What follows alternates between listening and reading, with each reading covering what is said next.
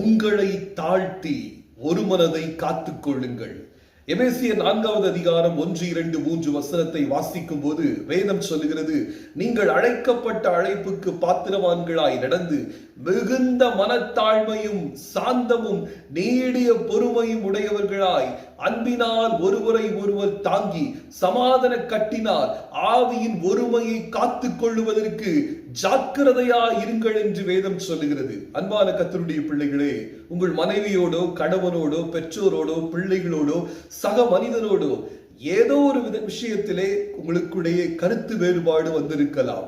அந்த சின்ன பிரச்சனை பிரிவினையாய் மாறிவிடாதபடிக்கு நீங்கள் மனத்தாழ்மையை தரித்துக் கொண்டு சக மனிதனிடத்துல போய் என்னை மன்னித்துக் கொள்ளுங்கள் என்று கேட்டு நல்மனம் பொருந்துங்கள் என்று சொல்லி பரிசுத்த ஆவியானவர் சொல்லுகிறார். நம்ம ட்ரெயின்லயோ பஸ்லயோ டிராவல் பண்ணிட்டு இருக்கோம், நம்முடைய கால் தெரியாம ஒரு மனிதன் மேல பட்டு விட்டது என்றால் நாம் நம்மை தாழ்த்தி உடனே அந்த மனிதனிடத்திலே சாரி என்று கேட்கிறோம்.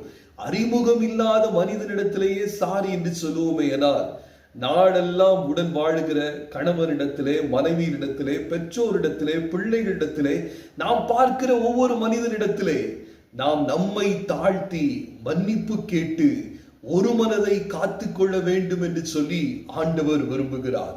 ஒரு மனதை காத்துக் கொள்வதற்கு உங்களை நீங்கள் தாழ்த்துங்கள், கர்த்தர் உங்களை ஆசீர்வதிப்பார். ஆமென்.